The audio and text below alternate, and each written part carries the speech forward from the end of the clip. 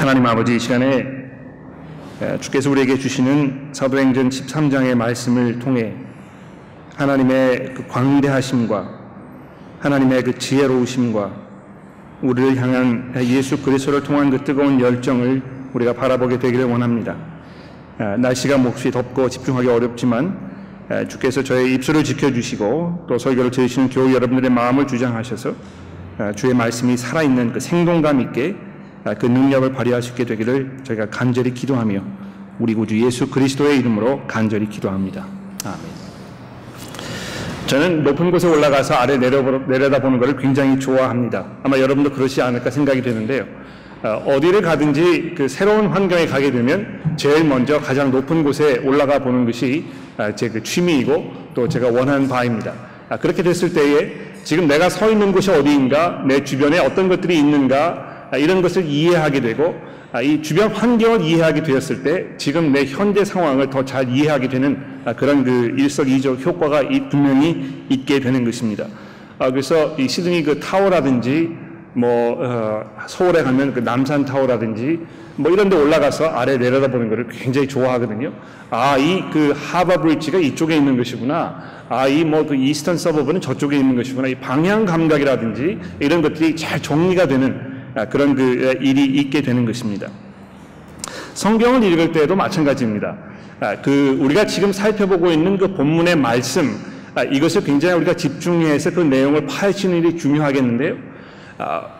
성경을 읽으실 때 지금 우리가 읽고자 하는 이 내용이 이 하나님의 그 전체적인 그림에서 어떤 부분에 와 있는 것인가, 이것을 이해하면서 본문을 읽는 것이 얼마나 중요한 일인지 모릅니다. 그렇게 해야 지금 이 말씀을 통해서 성경 전체를 통해서 우리에게 하시고자 하는 말씀을 우리가 잘 이해할 수 있게 되기 때문에 그렇습니다. 특히 이 사도행전의 말씀을 읽을 때 우리가 그 작업을 하는 것이 굉장히 중요하게 되겠는데요. 사도행전을 보시게 되면 정말 그 신기하고 아주 우리의 그 흥미를 북돋아주는 여러 가지 자세한 내용들이 담겨 있습니다.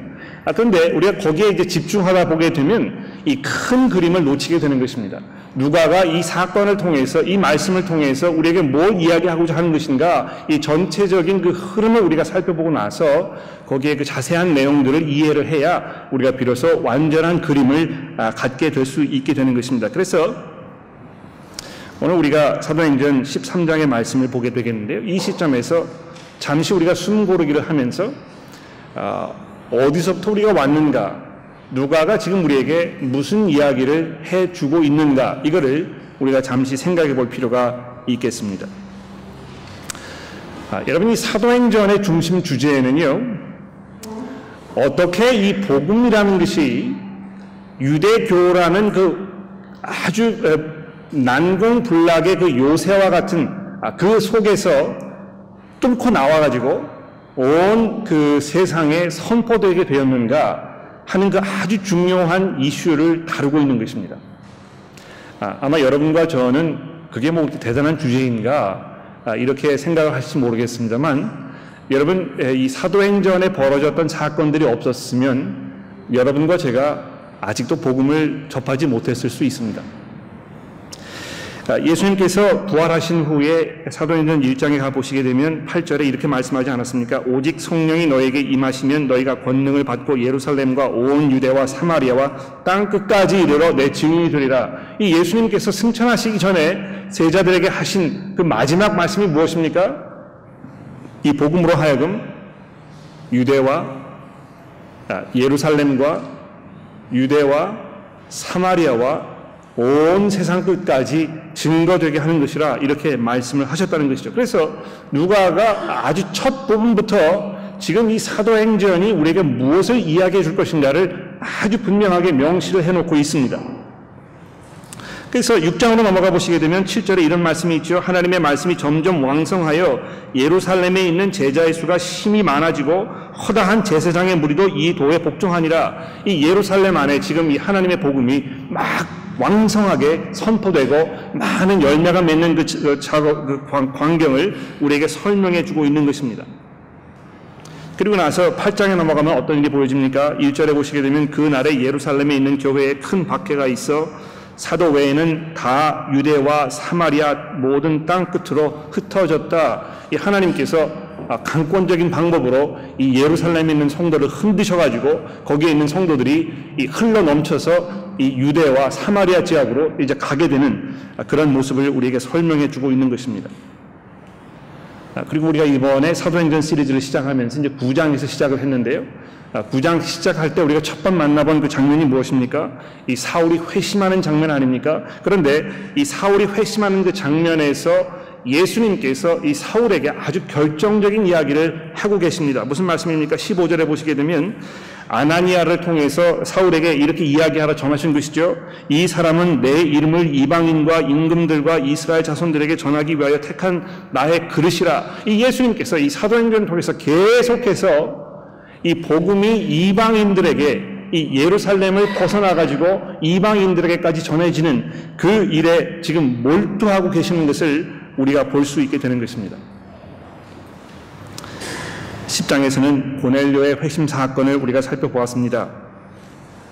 첫 번 그 이방인이 베드로의 이 복음 증거를 통해서 예수를 만나게 되었는데 10장 44절에 보시게 되면 베드로가 이 말을 할 때 성령이 말씀을 듣는 모든 사람들에게 이방인을 말하는 것이죠. 모든 사람에게 내려오니 베드로와 함께 온 할례 받은 신자들이 이방인들에게도 성령 부어주심으로 말미암아 심히 놀랐다 이렇게 이야기하고 있습니다. 여러분 이 사도행전 전체를 통해서요. 유대인들과 이방인들 사이에 있었던 어떤 그 보이지 않는 그 텐션, 그 긴장감 이런 것이 지금 계속해서 우리에게 소개가 되고 있는 것입니다.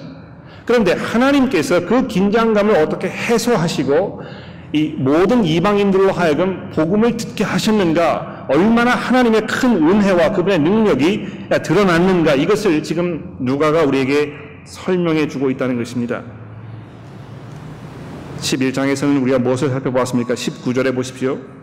그때 스데반의 일로 일어난 환난으로 말미암아 흩어진 자들이 베니게와 구브로와 안디옥까지 이르러 유대인에게만 말씀을 전하는데 그 중에 구브로와 구레네 몇 사람이 안디옥에 이르러 헬라인에게도 말하여 주를 전파하니 주의 손이 그들과 함께 하심에 수많은 사람들이 믿고 주께 돌아오더라. 예루살렘 교회가 이 사람들의 소문을 듣고 바나바를 안디옥까지 보내니 그가 이르러 하나님의 은혜를 보고 기뻐하여 모든 사람에게 굳건한 믿음으로 주와 함께 머물러 있으라 권하니. 이 보십시오. 누가가 계속해서 지금 어떻게 이 복음이 이방 사람들에게, 이 유대인들의 그 울타리로부터 벗어나서 이방 사람들에게 전해지고 있는가, 그 첫 번 단계, 이것을 지금 우리에게 설명해 주고 있는 것입니다. 아주 특별한 상황이었고 하나님의 이 전체적인 그런 구원 역사에 있어서 아주 중대한 그 분기점이 되는 그런 순간이 지금 이 사도행전에 기록되고 있다는 것입니다. 이건 이제 뭐 반복적으로 일어나는 어떤 그 기독교인들의 삶을 대해서 설명하기 위해 쓴 책이기보다는요. 바로 이 시점에서 예수께서 부활하신 후에 바로 그 시점에서 어떻게 복음이 이 열매를 이 온 세상에 맺기 위하여 첫 걸음을 내디뎠는가 하는 그 역사적이고 중심적이고 아주 획기적인 그런 사건을 기록하고 있다는 것입니다. 우리가 사도행전을 읽을 때 이것을 염두에 두고 읽으셔야 이 본문 해석을 잘 하실 수가 있습니다. 거기 보게 되면 뭐 여러 가지 기가 막힌 사건들이 지금 계속 벌어지고 있는데요. 많은 분들이 이제 이 사도행전을 읽으시면서 이거 봐라, 사도행전에 이런 이야기가 있기 때문에 이것이 우리 삶 속에도 그대로 적용돼야 되는 것이 아니냐, 이런 것들 우리가 기대할 수 있게 되지 않겠느냐, 이렇게 이제 굉장히 단순한 어떤 그 성경 해석법을 적용해서 사도행전을 읽게 되신 것이거든요. 그러나 그분들도 그렇게 이 성경을 읽으시면서 나름대로 걸러내는 것이 있습니다. 예? 한번 살펴볼까요? 자, 오늘 이 13장에 보시게 되면 안디옥 교회에서 이제 첫 번째 이 선교사 파송하는 그 작업을 우리에게 설명해 주고 있습니다. 기억나십니까?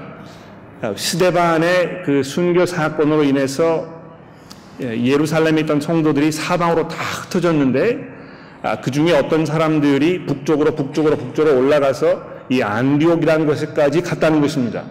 그런데 그 안디옥까지 올라갔던 성도들 중에는 이 구레네 그 뭐 영어로 얘기하면 그 사이프러스가 되겠죠.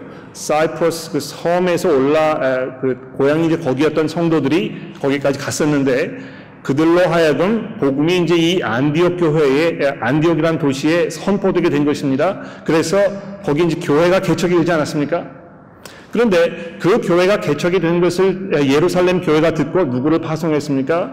바나바더러 내려가서 정말 그게 사실인지 이방 사람들이 예수를 만나게 된 것인지 정말 그들이 이 하나님의 그 성령 가운데 거듭난 삶을 살게 된 것인지 확인해보라 해서 파송을 받아 내려갔는데요. 바나바가 내려가서 보니까 정말 그랬다는 것입니다.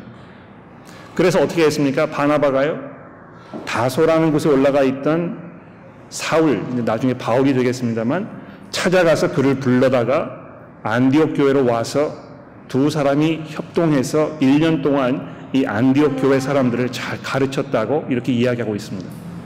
얼마나 그 대단한 일이었겠습니까?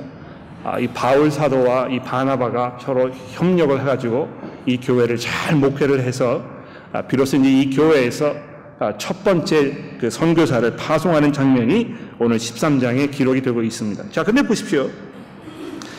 이 선교사를 파송하는 일을 지금 우리에게 설명을 하면서 어떻게 됐다고 했습니까? 이 교회가 주를 섬기며 이제 예배하는 걸 말하는 것이죠. 예배하면서 금식하고 있었다. 그런데 성령께서 그들을 통해서 이야기하셨다. 그리고 또 성령께서 이들에게 이야기하셔서 두 사람을 뽑아가지고 보내라 이야기하셨다. 그래서 금식하던 중에 사람들이 두 사람을 찾아가지고 안수해서 보냈다. 이렇게 지금 설명이 되고 있습니다. 여러분, 이것이 선교사를 선발하고 파송할 때 이렇게 해야 한다고 지금 우리에게 설명하기 위해서 기록한 것입니까? 그렇지 않습니다, 여러분. 선교사 분들이 파송을 할 때요, 뭐 이렇게 하시는 분도 계실 것입니다만 이것이 전반적으로 이렇게 해야 한다는 어떤 그 폴리시, 정책을 우리에게 좀 주시기 위해서 기록한 것이 아니라는 것입니다. 단지 지금 이 상황 속에서 하나님께서 아주 특별한 그런 시대적인 상황 속에서 그 중대한 이 목적을 이루시기 위하여 이런 방법을 선택하셨다고 지금 누가가 우리에게 설명해 주고 있는 것입니다. 자, 그러면서 지금 이 복음의 그 거부할 수 없는 그 역동성에 대해서 누가가 아주 중요한 힌트 한 가지를 여기에 툭 던져주고 있습니다. 여러분 그거 발견하셨습니까? 그 1절에 보시게 되면은요, 안디옥 교회의 선지자들과 교사들이 바울과 바나바를 포함해서 5명이 있었다 이렇게 설명이 되고 있는데요. 그 중에 한 명이 누구였습니까? 분봉왕 헤롯과 아주 가까운 사이에 있었던 마나엔이라는 사람도 있었다는 것입니다. 여러분이 보십시오. 이 분봉왕 이 사람 누구였습니까? 세례 요한을 처형하고 예수님을 신문했던 그 사람이었습니다. 복음의 절대적인 그런 그 반대 세력이었던 것이 분명하죠. 얼마나 그가 교활하고 악랄한 사람이었는지 예수님께서 그를 지적하셔가지고 이 여우 같은 사람이라고 이렇게 그 말씀하지 않으셨습니까?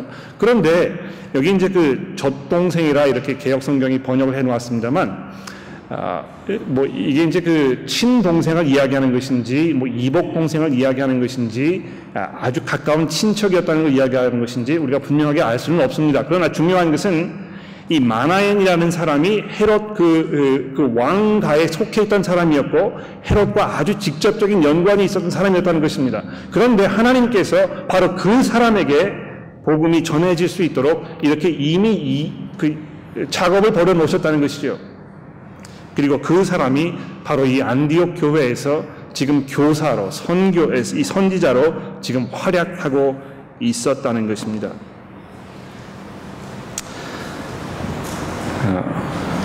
복음이 이 효과를 발휘할까? 이거 먹혀 들어갈까? 내가 30년 동안 우리 부모님 전도하려고 아무리 이야기했는데도 아무런 결과가 없었는데 이게 대단하지 않은 거 아닐까? 이렇게 회의를 우리가 가질 수 있지 않겠습니까? 그러나 여러분 이 누가복음 이 사도행전을 통해서 우리가 얻어야 할 중요한 그 포인트가 한 가지 있다면 복음의 능력이라고 생각합니다.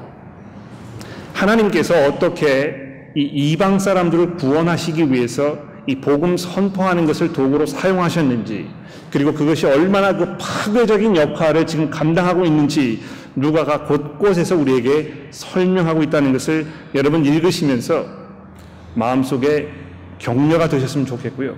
여러분이 그 용기를 좀 회복하셨으면 좋겠습니다. 그렇지, 복음이라는 것이 이렇게 능력이 있는 것이고 우리가 이것을 선포했을 때 아무도 기대하지 않았던 엄청난 결과가 올 것이라는 것을 우리가 기도하면서 기대해야 할 것입니다.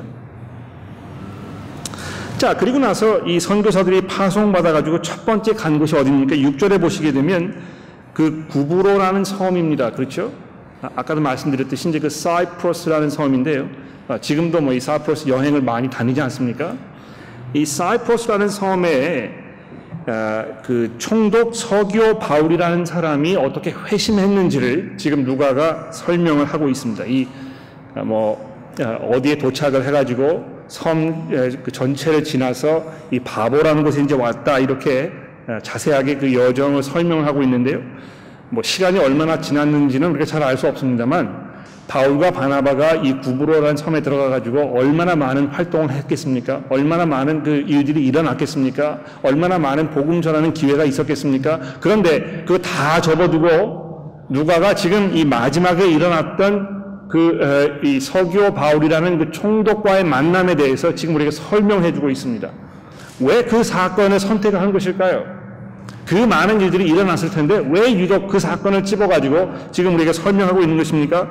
그 내용을 살펴보시게 되면 우리가 금방 짐작을 할 수 있습니다. 여러분이 그 6절부터 12절에 보시게 되면요, 서기오 바울이라는 사람이 예수를 만난 그 사건하고 그를 반대했던 이 마술사라는 어떤 그 바 예수라는 사람과 이 서로 지금 비교를 하고 있습니다.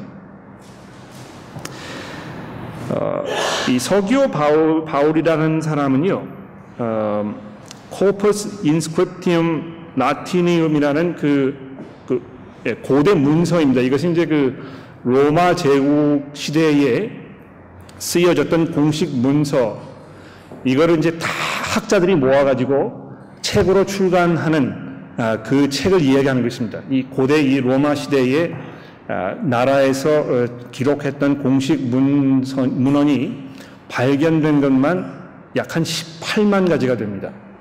그런데 이거 학자들이요, 그걸 다 발굴해내가지고 이거를 17권의 책으로 나누어서 지금 그 편찬을 하고 있고요. 지금도 어딥니까? 베를린하고 브랜덴버그에 있는 그 Academy of Science and Humanity, 여기에서 계속해서 발굴해가지고 출간하는 작업을 지금도 하고 있습니다.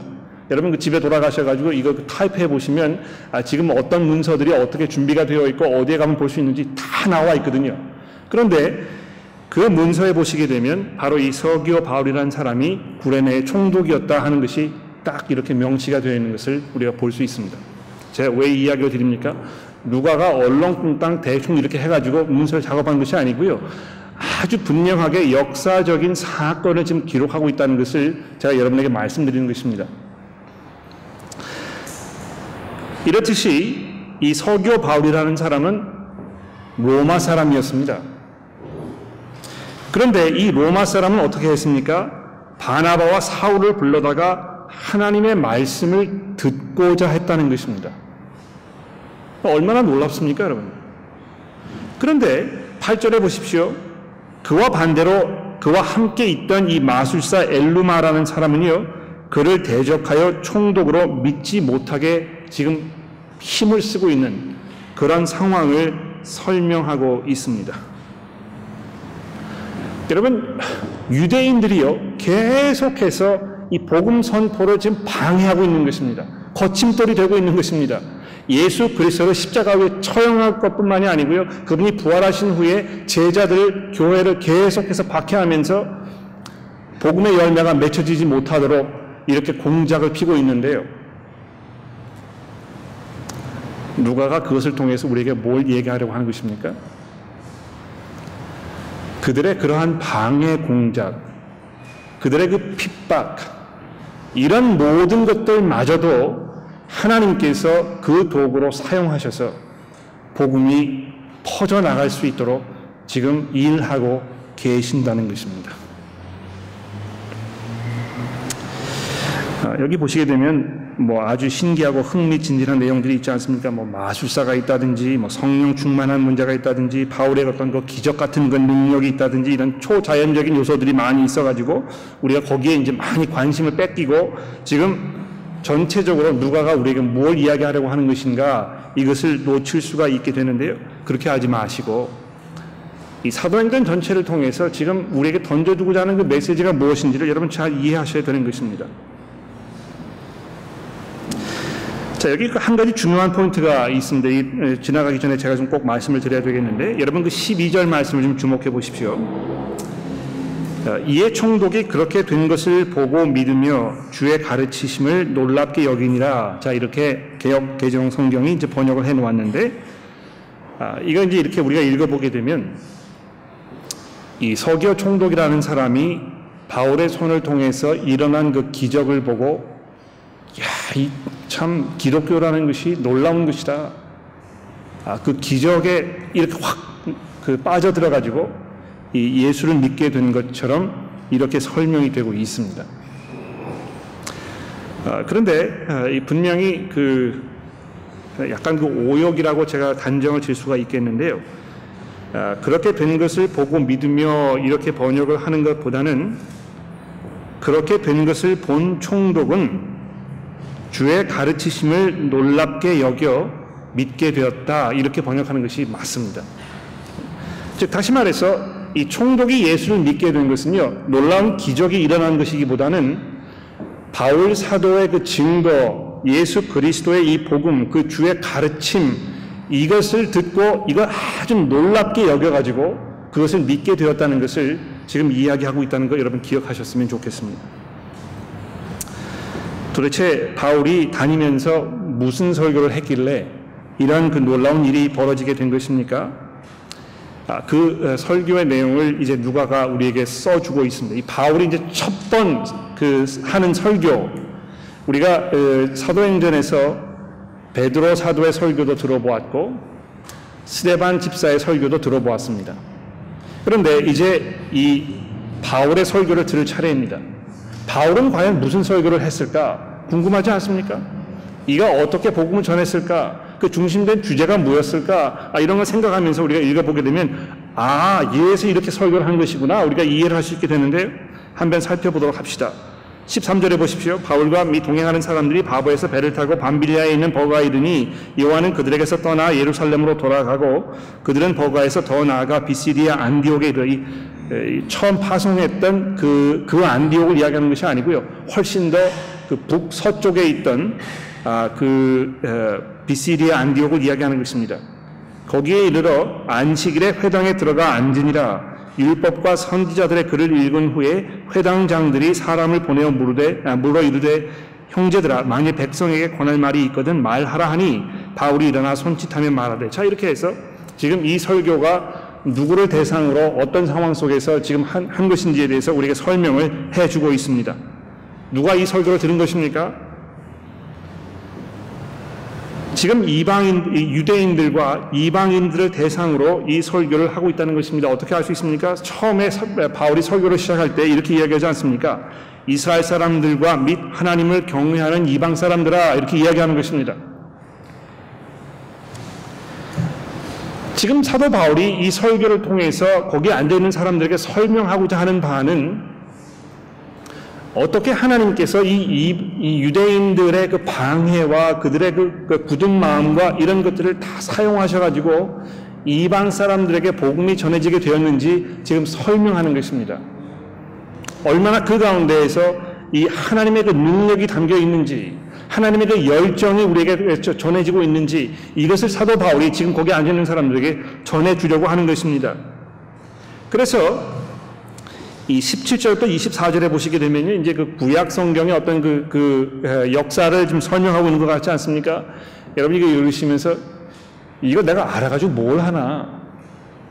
내가 이스라엘 사람도 아니고 이게 뭐 나와 지금 신앙생활을 하는데 무슨 연관이 있는가? 이런 질문을 여러분이 하실 수 있게 될지 모르겠습니다. 그런데 사도 바울이 지금 여기에서 말씀하고자 하는 중요한 그 포인트 한 가지는 무엇입니까? 23절에 보시게 되면 하나님께서 약속하신 대로 이스라엘의 구주를 세우셨다는 것입니다. 하나님께서 약속하셨던 것처럼 이스라엘의 구주를 세우셨는데 그분이 바로 그리스도라는 것입니다. 여기 이 그리스도라는 말은 무슨 말입니까? 이제 히브리어로 우리가 번역을 하면 그 메시아라는 말이 되겠고요. 그 메시아라는 말의 그 글자적인 그 뜻은 기름을 부은 받은 자라는 것입니다. 그렇죠? 그런데 구약 성경에 보시게 되면 누가 머리에 기름을 부음을 받았습니까? 선지자들이나 이 왕 이런 사람들이 머리에 기름 부음을 받은 것입니다. 그래서 성경에 이 메시아라는 말이 사용되게 되었을 때 아주 기본적으로 하나님께서 택하신 하나님의 그 왕을 이야기할 때 메시아라는 단어를 자꾸 쓰고 있는 것을 볼 수 있습니다. 하나님께서 약속하신 바대로 이스라엘에게 이 메시아를 보내셨다는 것입니다. 그렇죠? 이게 아주 중요한 포인트입니다. 자, 그런데 26절에 보십시오. 어떻게 되었습니까? 형제들아, 아브라함의 후손과 너희 중에 하나님을 경외하는 사람들아, 이 구원의 말씀을 우리에게, 즉 이스라엘 사람들에게 보내셨거늘 예루살렘에 사는 자들과 그들 관리들이 예수와 및 안식일마다 외우는 바 선지자들의 말을 알지 못함으로 예수를 정죄하여 선지자들의 말에 응하게 하게 하였더라. 죽일 죄를 하나도 찾지 못하였으나 빌라도에게 죽여달라 하였으니 성경에 그를 가리켜 기록한 말씀을 다 응하게 하려 한 것이라. 하나님께서 약속하셨던 그 메시아를 이스라엘 사람들에게 보내주셨는데요. 이스라엘 사람들이 어떻게 했습니까? 그 메시아를 거부하고 그를 부당하게 죽여버렸다는 것입니다.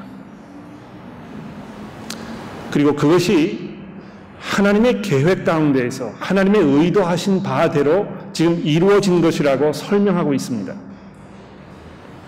성경에 그를 가리켜 기록한 말씀이 다 응하게 하시려고 이렇게 하셨다는 것입니다.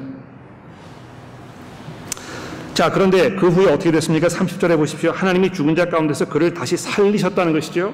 자, 이것이 사도 바울의 가장 기본적인 그 포인트가 되겠습니다. 이 부분은요, 베드로의 설교에서도 등장하고 스데반의 설교에서도 등장하는 그런 부분입니다.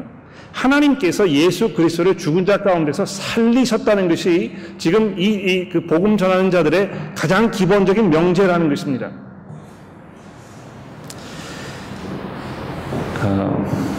여러분, 이거 잘 한번 생각해 보십시오. 예수께서 죽으셨다가 부활하셔서 지금 이 온 세상을 다스리고 있다, 이렇게 사도 바울이 방방곡곡에 지금 전하고 있는데요. 사도 바울뿐만이 아니고 모든 초대교회들이 다 흩어져 가지고 유대 땅은 물론이고 사마리아와 지금 이 방방곡곡에 이 이야기를 전하고 있습니다. 그 복음을, 그 소식을 전했을 때는 어떤 상황이었습니까? 그 이야기를 하면 감옥에 투옥되고 자기의 목숨이 달아날지도 모르는 그런 아주 위태로운 상황이었습니다. 그들의 전하는 그 내용이 사실이 아니었다면 얼마든지 죽은 예수의 시체를 꺼내다가 헛소리 하지 말라고 이렇게 증거를 댈 수 있는 그런 상황이었습니다. 또는 거짓 증거하는 사람들 너무 많아가지고요, 체포를 했을 텐데 그 중에 하나를 좀 막말로 이야기하면 족을 쳐가지고 실토하도록 얼마든지 만들 수 있었을 것입니다. 여러분, 실제로 그렇지 않습니까? 누가 이렇게 합작을 해가지고요, 입을 다 맞추어서 이렇게 된 것이 아니지만 우리 저렇게 되었다고 얘기하자, 서로 이렇게 이야기를 해서 그 이야기를 하기 시작하면 나중에 누군가 사실을 발설하게 되어 있습니다.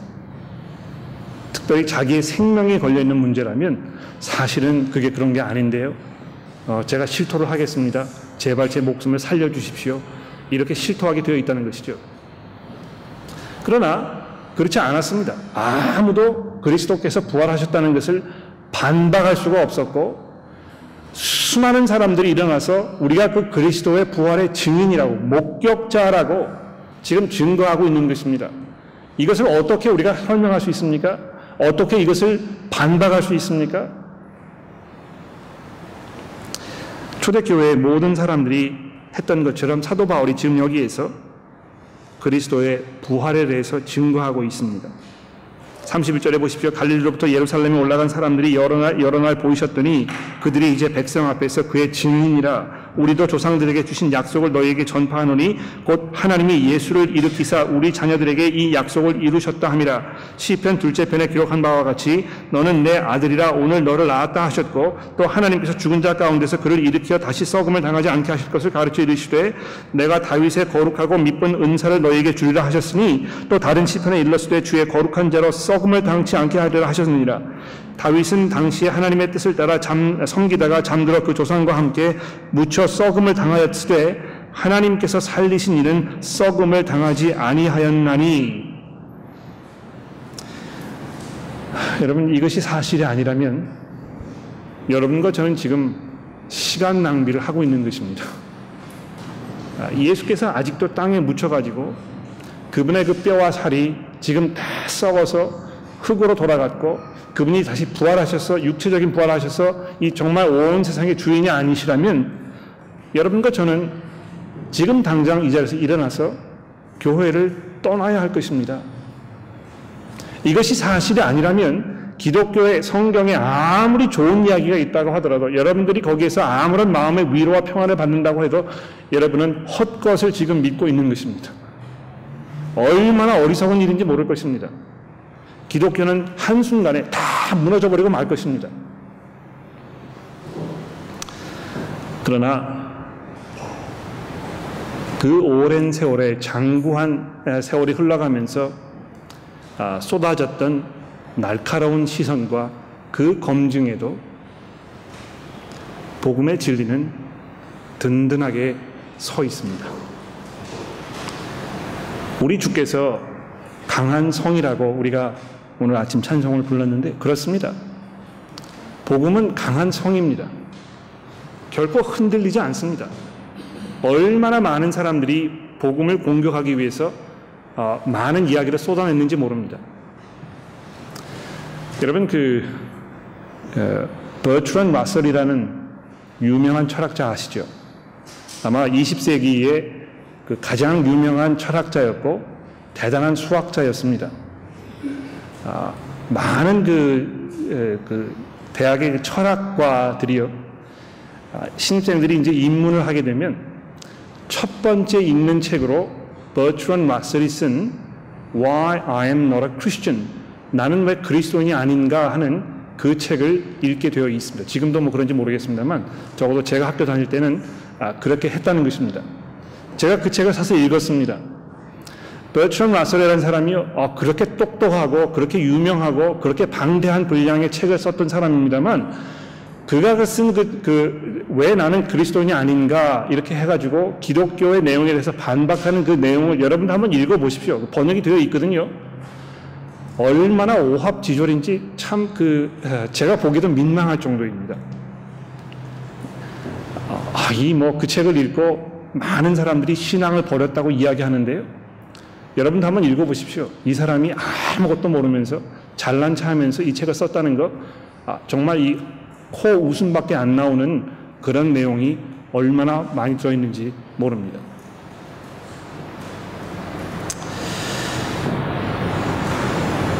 여러분,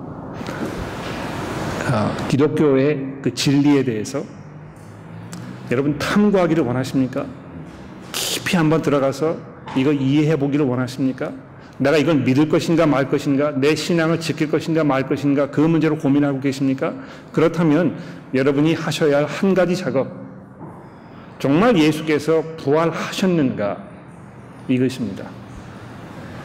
그리고 그분께서 지금 성경이 증거하는 대로 이 목격자들이 지금 증언하고 있는 대로 정말 부활하신 것이 사실이라면 여러분과 저는 우리의 삶을 더 이상 지금까지 살아왔던 방식으로 살 수 없을 것입니다. 죽은 자 가운데서 부활하셔서 이 죽은 후에 있는 그 세상이 어떤 세상인지, 그 세상을 다스리고 있는 분이 지금 우리에게 말씀하고 계시다면 우리는 그분의 말씀을 들어야 할 것입니다. 그분을 두려움으로 섬겨야 할 것입니다. 자, 그리고 나서 사도 바울이 이 마지막에 지금 38절부터 이렇게 결론을 내리고 있습니다. 그러므로 형제들아, 너희가 알 것은 이 사람을 힘입어 죄 사함을 너희에게 전하는 이것이며, 또 모세의 율법으로 너희가 의롭다 하심을 얻지 못하던 모든 일에도 이 사람을 힘입어 믿는 자마다 의롭다 하심을 얻는 것이니라. 여러분, 여기 바로 이 복음의 능력이 있는 것입니다. 우리가 예수를 의지하게 되었을 때 죄 사함을 얻게 되는 것입니다. 우리 모든 죄의 문제가 아주 단번에 해결될 수 있다고 지금 아주 담대하게 이 복음 전하는 사람들이 설명하고 있습니다. 우리가 모세의 율법으로 아무리 우리 그 스스로를 의롭게 하려고 해도 이룰 수 없었던 그것을 이 예수의 힘을 입어서 믿는 자마다 하나님께로부터 의롭다는 인정을 받게 되는 이 능력을 여러분 알게 되기 원치 않으십니까?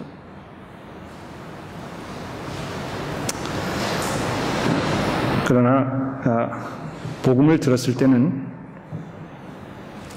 거기에 엄청난 대가가 있다는 것을 우리가 기억해야 되겠습니다. 유대인들은요, 이 복음을 듣고 끝까지 그것을 저항했습니다. 받아들이지 않았습니다. 오히려 복음을 방해하고 복음을 믿는 사람들을 핍박하고 이렇게 했다는 것입니다.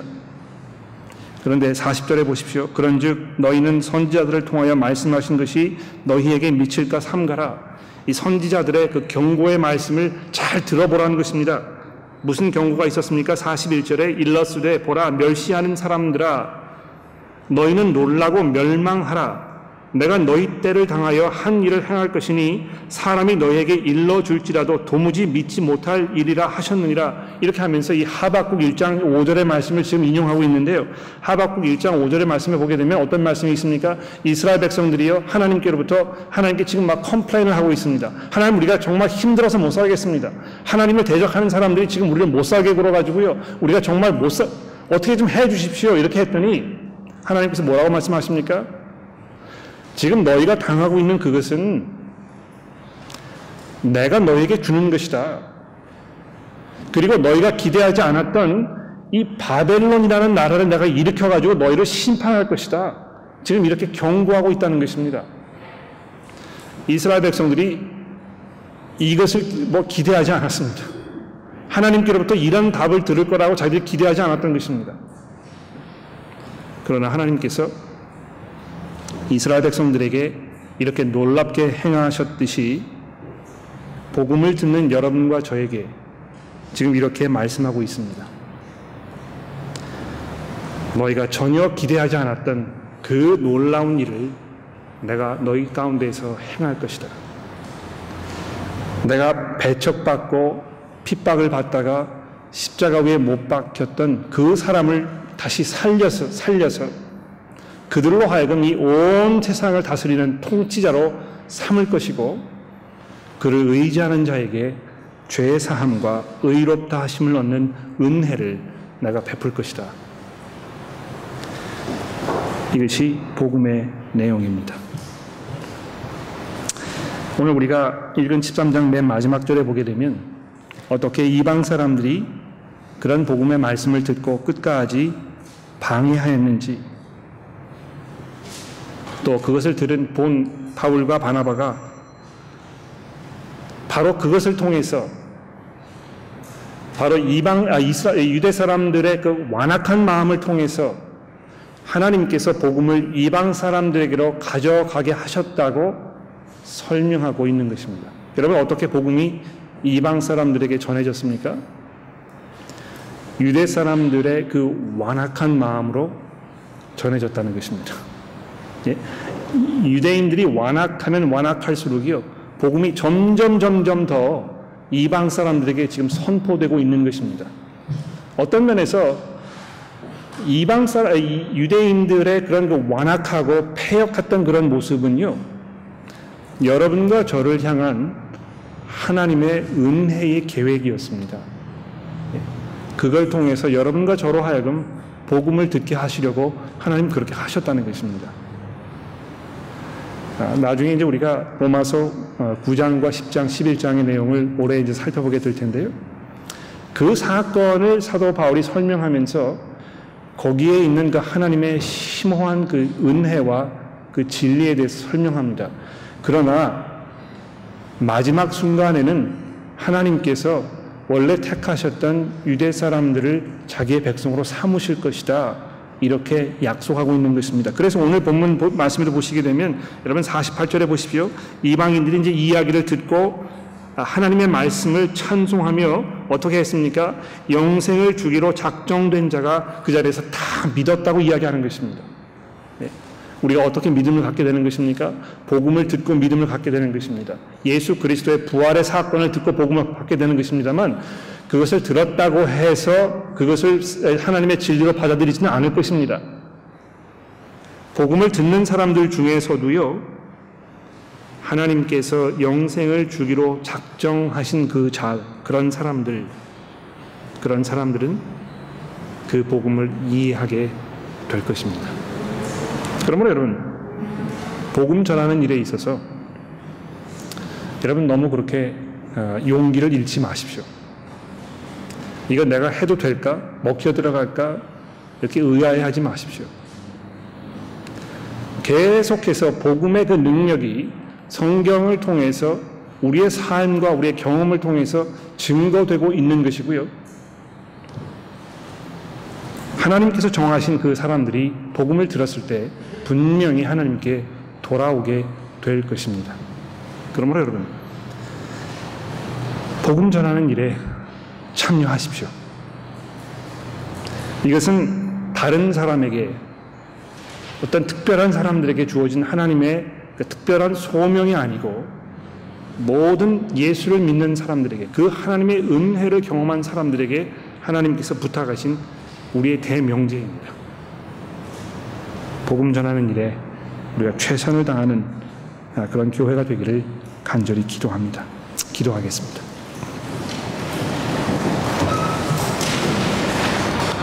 하나님 아버지, 감사합니다. 그리스도의 부활을 목격했던 그 목격자들로 하여금 담대하게 그 사실을 증거하게 하시고, 가진 핍박과 방해에도 불구하고 그것이 걷잡을 수 없는 물결로 많은 열매를 맺게 하셔서 지금 2000년이 지난 이 시대에 지금 저희들에게도 이 복음이 전해지게 하신 것을 하나님 감사합니다. 하나님의 그 은혜와 하나님의 능력과 하나님의 그 오묘하심에 우리가 감탄하지 않을 수 없습니다. 주께서 저희들을 지켜주시고 인도하셔서 이 복음의 능력 가운데 우리가 편안한 마음을 갖게 하시고 우리가 담대하게 하셔서 우리도 복음을 증거하는, 그리스도의 부활을 선포하는 주의 사역자들로 삼아주시기를 우리 구주 예수 그리스도의 이름으로 간절히 기도합니다.